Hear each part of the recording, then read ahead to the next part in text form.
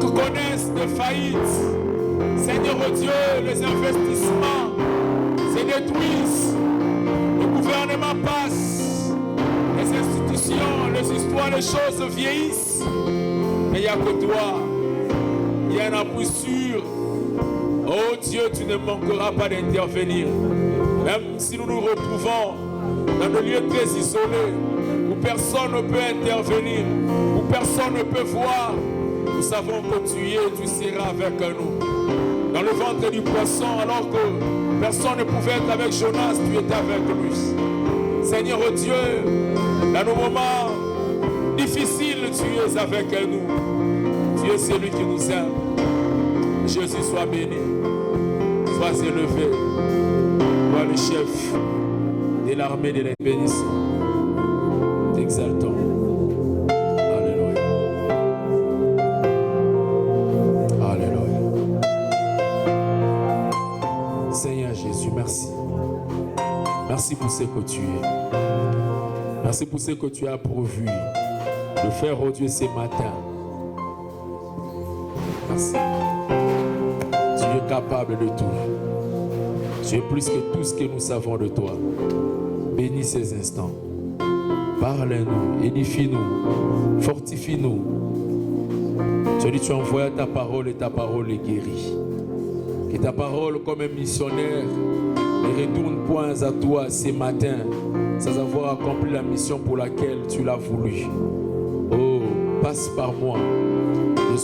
Que tu vas utiliser, oh Dieu, pour édifier le cœur de quelqu'un, pour parler au cœur de quelqu'un, pour enlever la confusion, la peur, et Seigneur, on est tracé un chemin qui demeure. Merci pour ta fidélité, merci pour la prise en charge de ces temps par ton Esprit Saint. L'ennemi ne pourra rien si longtemps que nous sommes avec toi. C'est toi qui as vaincu le diable et qui nous a donné ta victoire. Confessons cette victoire et nous croyons que nous sommes plus que vainqueurs par toi qui nous as aimés. Au nom de Jésus, nous disons Amen. Nous pouvons acclamer Dieu. Il est merveilleux. Shalom, bien-aimés dans le Seigneur. Vous souhaitons les bienvenus dans la présence de Dieu. Et ce matin, le Seigneur a une pensée pour nous. Nous allons retrouver notre texte de base. C'est lui que nous avons lu il y a 3 dimanches passés. Nous avons parlé sur le Je suis. Aujourd'hui, nous voulons lire les mêmes passages pour continuer dans la même pensée et dire Je suis le chef de l'armée de l'Éternel 2. Voilà. Josué, chapitre 5, du 13e au 15e verset. Je suis le chef de l'armée de l'Éternel 2. Nous lisons. Comme Josué était près de Jéricho, il leva les yeux et regarda. Voici, un homme s'était debout devant lui, son épée nue dans la main. Il alla vers lui et lui dit, es-tu le nôtre ou de nos ennemis? Il répondit, non, mais je suis le chef de l'armée de l'Éternel. J'arrive maintenant.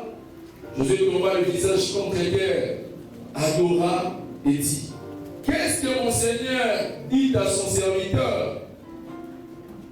Et le chef de l'armée de l'Éternel dit à Josué, ôte tes souliers de tes pieds, car les lieux sur lesquels tu te tiens est saint.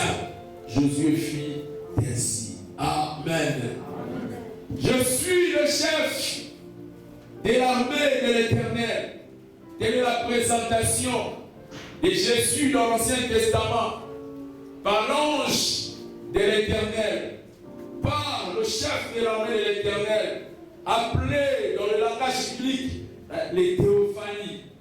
C'est une manifestation de la deuxième personne de la divinité ou de la Trinité dans l'Ancien Testament. Et celui qui se présente dans un contexte de guerre, il s'identifie à son peuple pour les défendre. Et il intervient comme étant le chef de l'armée de l'Éternel. Le chef de l'armée de l'Éternel n'a pas une tenue exceptionnelle des officiers militaires. Il n'a pas une marque distinctive de militaire pour que l'on reconnaisse qu'il est une autorité. Il n'a pas de galop. Il n'a pas une tenue exceptionnelle des officiers. Non. Josué, ne sachant pas qui il était, parce que s'il avait vu avec cette tenue, cette manière de soldat se présenter à la guerre, il aurait reconnu directement que c'était le chef. Il lui pose la question, es-tu de notre ou du camp ennemi? Parce qu'il n'avait pas une apparence qui pouvait impressionner. Ça, c'est notre Dieu. Quand il ne sait pas présenter, quand il ne sait pas révéler, vous le confondez facilement. Il ne vient pas de manière imposée, il ne vient pas de manière impressionnée. Il vient simplement. Et les hommes ne savent pas reconnaître ce qu'il est. Il est venu dans ce monde. Lui qui était Dieu, il vient comme un charpentier, fils d'un charpentier. Et les hommes avaient du mal à le reconnaître comme tel, comme Dieu. On l'a confondu, mais il était Dieu. Et même dans le jardin, quand il était ressuscité, la femme a cru que Jésus était un jardinier. Et lui-même, lors de son passage sur la terre, parce que les hommes ne savaient pas ce qu'il était, il pose la question à ses disciples. Que disent les hommes au sujet du Fils de l'homme?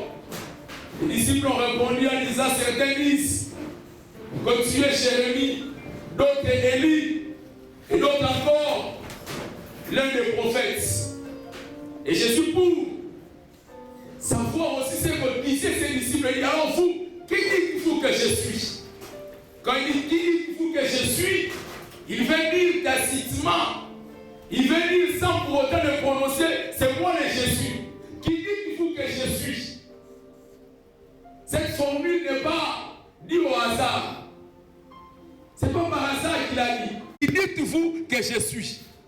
Et Pierre, qui comprend, il dit, tu es le Messie, le Fils de Dieu. Il a dit oui. Ce n'est pas par toi-même que tu as connu cela, mais c'est par révélation. Ce n'est pas par la chair ni par l'intelligence, mais c'est par révélation.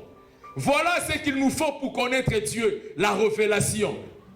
Sans cette révélation, nous croirons qu'il est un charpentier. Certains même diront qu'il est un prophète. D'autres même pourront le nommer tel qu'ils voudront. Mais celui qui a la révélation pourra dire véritablement ce que Dieu est. Amen. Il faut qu'il se révèle. L'intelligence à elle seule ne suffit pas pour connaître Dieu. Les efforts, les expériences ne suffisent pas pour connaître Dieu. Il doit se révéler. Ils ont dit, c'est un jardinier, d'autres disent, tu es un prophète, tu es Jérémie, tu es Élie. C'est parce qu'ils n'ont pas la révélation. Pierre, tu me connais parce que je me suis révélé à toi. Josué arrive à reconnaître que c'est le chef de l'armée de l'Éternel parce qu'il s'est révélé. Voilà ce que nous avons besoin pour connaître Dieu. Sa révélation. Qui puisse se révéler à nous, c'est alors que nous allons le connaître. Amen. Il dit, je suis le chef de l'armée de l'Éternel. Et les dimanches, il y a 3 dimanches passés, nous avons essayé de dire les exigences de ces chefs. Quand ils se révèlent comme étant le chef de l'armée de l'Éternel, il exige des choses. Et ces choses qu'il exige ne sont pas des impositions, mais de façon naturelle, nous répondons à ces exigences. Sans pour autant demander l'adoration directement. Après avoir eu la révélation, Josué se prosterne et l'adore. Et après l'avoir adoré, il se met à le servir. Et il lui dit, enlève tes sandales. Voilà les 3 exigences que nous avons développées les dimanches écoulés. Plutôt 3 dimanches passés. Premièrement, si nous avons cette révélation qu'il est le chef de l'armée de l'Éternel, nous l'adorons. Et cette adoration est naturelle parce que nous savons qui il est, nous avons sa révélation. Nous avons des paroles et nous pouvons nous identifier à lui pour l'adorer. Deuxièmement, nous le servons parce qu'il est le chef de l'armée de l'Éternel. Et enfin, nous les craignons. Enlève tes sandales. C'est ce que Josué fit ce jour-là. Nous avons dit, enlever les sandales en venant dans la présence de Dieu n'aurait pas de sens si avant d'entrer dans ce culte, chacun de nous enlève ses chaussures comme ça s'est fait dans certaines sectes religieuses. Enlever les sandales signifie dans notre contexte, enlever les souillures, les péchés, parce que ce n'est pas ce qui entre qui suit l'homme, mais c'est ce qui sort de l'homme qui le suit. Enlever les sandales ou pas ne sert absolument à rien, parce que ça entre, c'est de l'extérieur. Mais c'est du dedans de l'homme que sortent le maître, l'impudicité, l'adultère, toutes ces choses mauvaises sortent du dedans de l'homme, de l'éternel. Réellement, la vie de Dieu, la vie chrétienne est considérée comme étant une armée. Et dans cette armée, c'est lui qui est le chef. Nous avons vu plusieurs sortes des régions, des sous-régions qui existent. Mais nous sommes aussi considérés comme étant des soldats. Les soldats du Seigneur, 2 Timothée 2, 4 le dit bien. Il n'y a pas de soldat qui s'embarrasse aux choses de la vie s'il veut plaire à celui qui l'a enrôlé. Il n'est pas des soldats, nous sommes des soldats du Seigneur. Nous ne nous embarrassons pas des choses de la vie. Nous voulons plaire à celui qui nous a enrôlés. Et chaque armée a des principes. Dans une armée, si l'on ne sait pas obéir aux principes du chef, cette armée-là va connaître la faillite, va connaître les échecs. Il faut que les soldats obéissent aux ordres du général en chef, le général chef d'armée. C'est lui qui doit donner la ligne de conduite.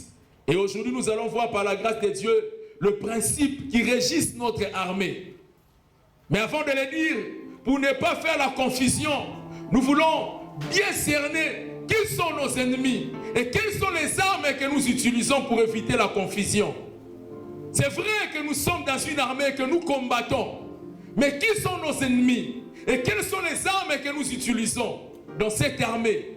Rapidement, nous allons voir qui sont nos ennemis et les armes que nous utilisons. Lisons dans 2 Corinthiens chapitre 10.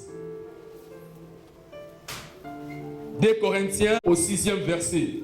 Je vais lire dans la version Pain de vie. 2 Corinthiens 10. 3 à 6. Il est dit ceci. Nous sommes des hommes, c'est vrai. Pourtant, nous ne luttons pas d'une façon humaine. Non. Les armes qui nous servent à lutter ne sont pas les armes humaines. Mais leur force vient de Dieu pour détruire tout ce qui lui résiste. Nous détruisons les façons de penser qui sont fausses. Nous renversons tous les raisonnements que les orgueils opposent à la connaissance de Dieu. Nous voulons changer l'esprit des gens pour qu'ils obéissent au Christ. Et quand votre obéissance sera parfaite, nous serons prêts à punir tout acte de désobéissance. Amen. Le combat que nous engageons, si nous luttons, nous marchons par la chair. Si nous sommes des êtres humains, des hommes, fait de chair et du sang. Mais nous ne combattons pas selon la chair. Car les armes avec lesquelles nous combattons sont spirituelles. Vous voyez? Nous ne combattons pas selon la chair. Parce qu'il y a certaines personnes, quand elles commencent à prier, dans certains mouvements où on aime trop de combats, vous attendez les gens dire, je prends maintenant les diables, j'ouvre les fûts, je les fais entrer dedans, je suis en train de souder cette fût, et puis je jette les fûts loin de moi, je les jette dans la rivière. Et je veux voir comment il va. Le combat est spirituel. Vous voyez les gens, ils viennent comme s'ils voulaient taper le diable, donner le diable les coups. Ils s'élèvent, ils font des pompages, ils insultent même. Ce sont des armes non conventionnelles. Ce n'est pas de cette façon que nous combattons. Si nous luttons, si nous marchons selon la chair, mais nous ne combattons pas charnellement. Car les armes avec lesquelles nous combattons sont spirituelles. Qui sont nos ennemis? Je vais rapidement dire que nous avons 3 ennemis. Les ennemis que nous combattons, nous chrétiens, dans cette armée, nous avons 3 sortes d'ennemis. Premier ennemi, c'est notre propre chair. Voilà notre premier ennemi. La chair, c'est mon premier ennemi. Galates 5, 16 à 22. Ne marchez point selon la chair, car la chair a des désirs contraires à ceux de l'esprit. Ils sont opposés entre eux. Ils se combattent, ils se battent. Ne marchez point selon la chair. Voilà notre premier ennemi. Quand je veux craindre Dieu, quand je veux l'adorer, quand je veux marcher dans ses voies, ma chair me pousse à faire des choses qui sont contraires à la volonté de Dieu. La chair veut boire. Elle veut s'enivrer. La chair veut me pousser à l'adultère, au vol, au mensonge, à la haine et à la jalousie. La chair lutte contre la pensée de Dieu. C'est mon premier ennemi. Amen. Et c'est ça le bon combat que nous devons combattre. L'apôtre Paul dit à Timothée, combat le bon combat de la foi. Ce n'est pas en prenant le diable en le jetant dans la rivière, mais premièrement en luttant contre ses désirs mauvais. C'est là que se passe le combat spirituel. Quand je veux prier, je sens des démangeaisons, je sens la fatigue. La chair a des désirs contraires à ceux de l'esprit. J'ai beaucoup de raisons. Je me justifie de plusieurs façons le travail. Ceci, cela. Je dois me discipliner pour bien servir mon Dieu. C'est un combat. C'est mon premier ennemi. La chair ne veut pas que je sois libre pour servir mon Dieu. Et c'est mon premier ennemi. Deuxième ennemi, c'est notre environnement immédiat et lointain. Ça, c'est le deuxième ennemi que nous avons. Notre environnement immédiat et lointain. Matthieu, chapitre 10, le verset 36. Jésus vous aura pour ennemi les gens de sa propre maison. Amen. Chacun de vous aura pour ennemi les gens de sa propre maison.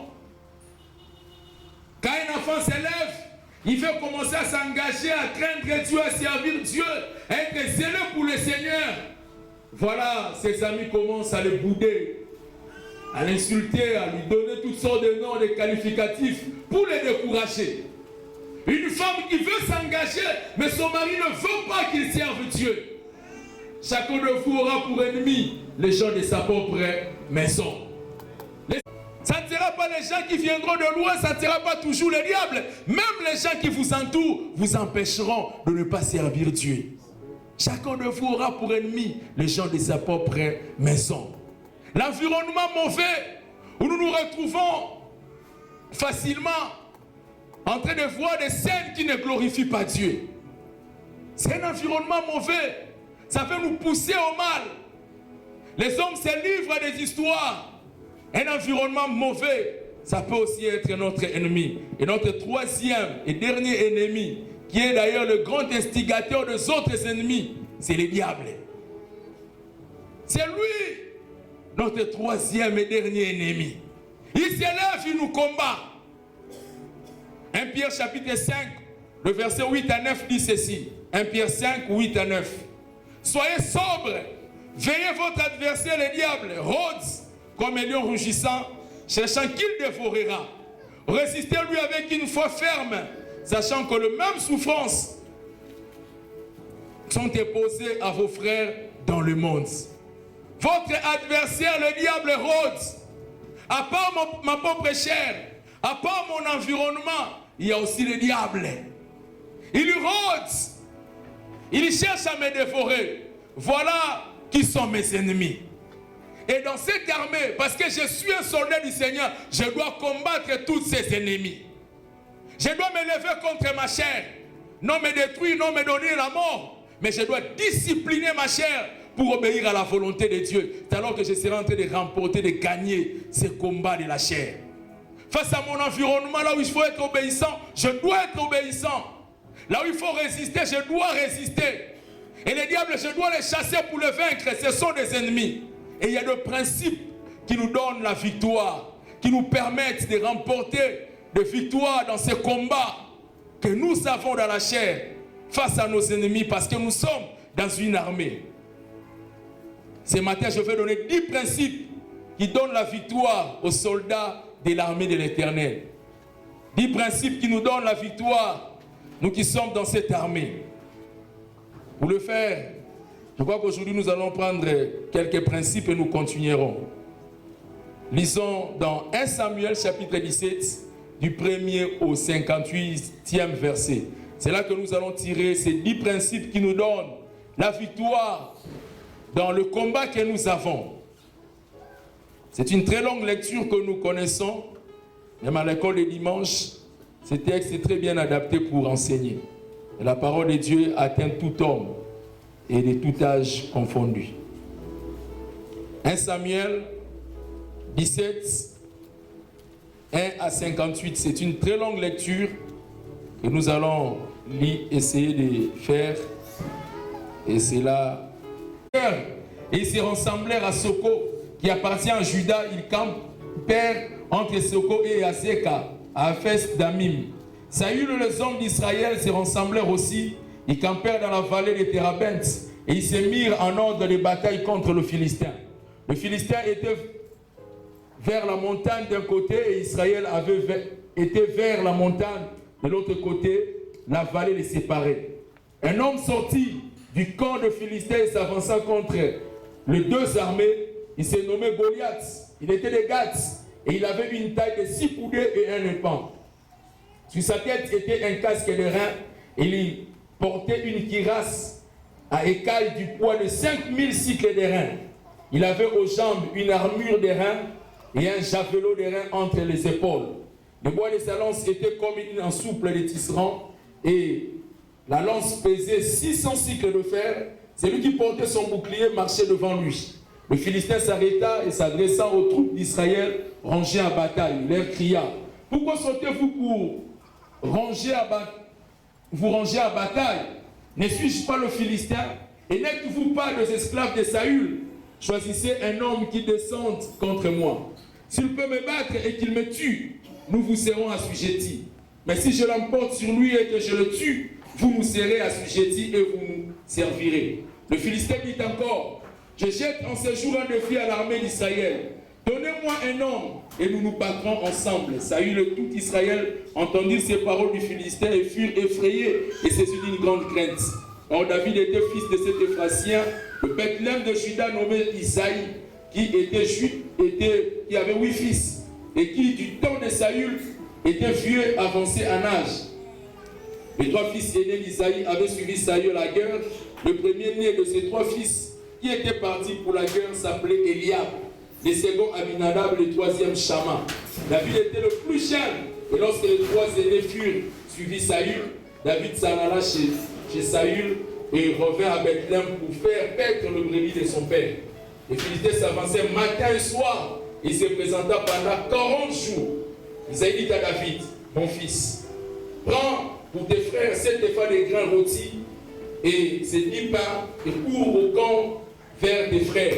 Porte aussi ces 10 fromages au chef de leurs milliers. Tu verras si tes frères se portent bien et tu m'en donneras de nouvelles sûres. Ils sont avec Saül et tous les hommes d'Israël dans la vallée de Térabent, faisant la guerre aux Philistins. David se leva de bon matin, il laissa les brebis à un gardien, prit sa charge et partit comme Isaïe le lui avait ordonné. Lorsqu'il arriva au camp, l'armée était en marche pour se ranger en bataille et pousser des cris de guerre. Je m'arrête par là, c'est une très longue lecture que nous pourrons poursuivre. Mais pour aujourd'hui, arrêtons-nous là et prenons la pensée. Les enfants d'Israël qui se trouvent aussi dans une armée, ils veulent vaincre cet ennemi. Et voilà, il y a un jeune homme qui n'avait que 16 ans envoyé par son père. Il n'était même pas un soldat, mais on l'envoie pour aller amener quelque chose à manger à ses frères qui étaient en guerre. Et quand il arrive, il attend tout ce qui se disait. Et lui qui était revêtu de la puissance de Dieu s'élève et vainc Goliath et donne la victoire à l'armée de l'Éternel. Amen. Comme Israël était en guerre, nous aussi, enfants de Dieu, nous sommes en guerre. Nous aussi, chrétiens, nous sommes en guerre. En guerre contre notre propre chair. En guerre contre ceux qui habitent tout autour de nous. En guerre contre le diable lui-même. Et nous devons savoir comment réagir.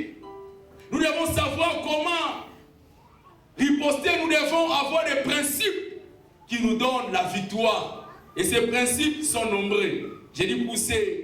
Maintenant, nous allons mentionner 10. Le premier principe qui nous donne la victoire face au combat contre la chair, contre ceux de notre environnement, contre le diable lui-même. Le premier principe, c'est que nous devons savoir utiliser la parole pour vaincre. Nous devons savoir utiliser la parole pour vaincre, car le combat se gagne ou se perd par l'usage de la parole. Amen. Nous devons savoir utiliser la parole pour vaincre, car le combat se gagne ou se perd par l'usage de la parole. Goliath s'élève pendant 40 jours. Il donne des paroles. Il insulte l'armée de l'Éternel. Il dit, qui parmi vous est fort, qu'il se présente, qu'il se batte contre moi. S'il ose, s'il me gagne, vous nous serez vainqueurs et nous allons céder. Mais si nous l'emportons sur vous, vous nous serez assujettis. Et la Bible dit qu'il le faisait pendant 40 jours. Matin, midi, soir, ils avançaient. Mais personne pour intervenir, pour réagir. Et la Bible dit au verset 11 que Saül et tout Israël entendirent ces paroles de Philistins et furent effrayés et saisis d'une grande crainte. Ils furent effrayés, saisis d'une grande crainte. Pourquoi? Parce qu'ils avaient entendu la parole. L'ennemi utilisera la parole pour vous paralyser, pour vous vaincre, pour vous décourager. Alors, ne cédez pas aux paroles de l'ennemi. Ne cédez pas à ces mensonges. Il parlait pour semer la peur du camp d'Israël.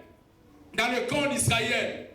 Mais parce qu'eux aussi, ils prêtaient l'oreille à ce qu'ils disaient. Voilà pourquoi ils perdaient courage. Ils ne pouvaient pas s'avancer. Pensez-vous que toute cette armée d'Israël, si elle s'organisait, elle avançait pour aller attaquer Goliath. Goliath, même s'il était fort, il n'allait pas le vaincre.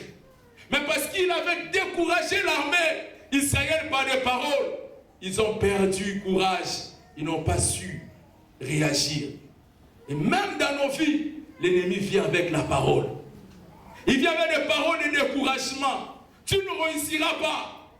Tu es un fainéant, tu es issu d'une famille pauvre. Personne dans votre famille n'a réussi. D'ailleurs, tu n'es pas compétent. D'ailleurs, tu n'as pas assez. Tu vas échouer. Et si vous prêtez oreille à ces paroles négatives, vous allez échouer. Vous n'allez rien faire. Vous n'allez pas oser. Les combats se gagnent par la parole. Quand il parle, réagissez aussi. Quand de mauvaises pensées viennent, réagissez par de bonnes paroles. Même dans nos combats séculiers, la bataille se gagne sur le plan médiatique. Ceux qui, sur le plan médiatique, sont forts, parviennent à gagner aussi sur le terrain.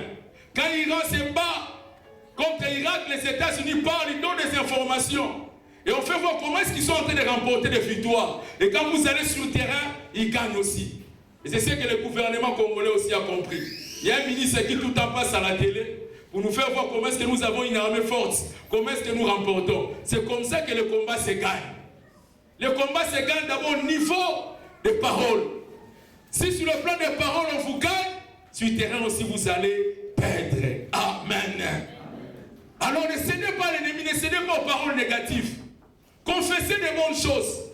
Quand Goliath s'élève, il confesse des choses négatives contre vous, vous ripostez par des choses positives.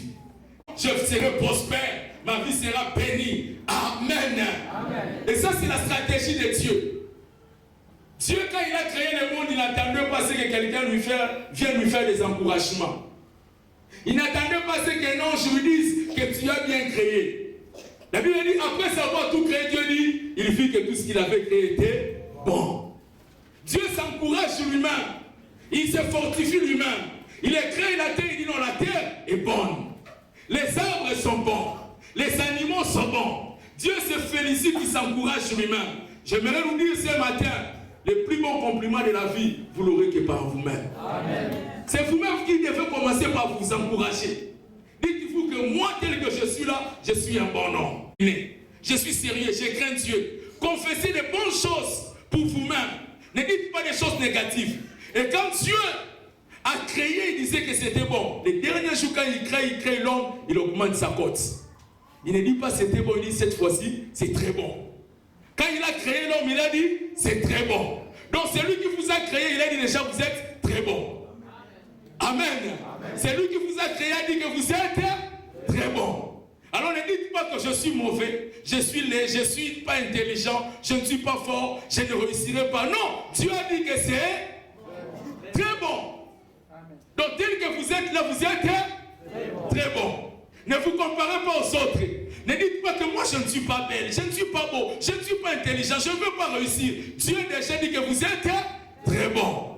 Et quand vous confessez des choses de cette façon, vous allez vous encourager. Vous aurez de l'estime vis-à-vis de vous-même et vous allez agir. Mais si vous perdez déjà courage, vous n'avez pas une très bonne appréciation de votre propre personne, vous allez échouer. Quand on dira du mal de vous, quand on vous insultera, vous allez céder. Vous allez dire, bon, il a raison. C'est ce que je suis. Mais si vous croyez que Dieu vous a créé déjà très bon, vous allez aussi réussir. Amen. Même Zidane, s'il avait raté les ballons d'or à l'époque, c'est parce qu'il avait cédé aux insultes de Materazzi. Il insultait. Il avait tellement insulté, Zidane a retourné, lui a donné un coup de tête. On lui a donné un carton rouge. Et il est sorti. Parce qu'il avait cédé aux paroles négatives de ses joueurs. À écouter les ballons d'or, on l'attendait. Il y a aussi des exploits qui vous attendent. Mais si vous écoutez des paroles négatives, vous allez céder. Ce jour-là, David, quand il arrive au lieu de combat, il dit, mais qu'est-ce qui se passe? Il voit comment est-ce qu'il est en train d'insulter le peuple. Non, David ne prête pas l'oreille. Il détourne son oreille. Quand il s'avance au verset 43, Goliath veut le minimiser. Il dit, mais voilà ces chiens qui s'avancent contre moi. Non, David est têtu, il sait ce qu'il est. Au verset 45, il repose, il réagit. Il dit, tu avances contre moi avec la lance et les javelots. Mais moi, j'avance contre toi au nom de l'Éternel des armées. Toute cette multitude saura que Dieu est capable de te vaincre.